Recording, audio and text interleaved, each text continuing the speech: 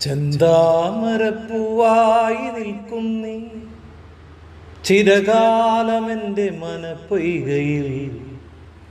പരമഭാഗ്യമെൻ കരളിൽ നീ മുളച്ചു വന്നത് പ്രസൂനമാ.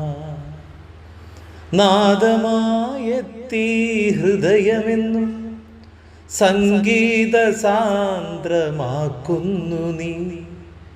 നിശബ്ദതയിലെ പ്രശാന്തി മന്ത്രം പോൽ ഇരുളിലെനിക്കു നീ വെളിച്ചമേകി. എഴുതാം നിനക്കൊരു പ്രണയഗീതം ഞാൻ, എന്നിൽ നിറയും മൗനമൊഴികളാ.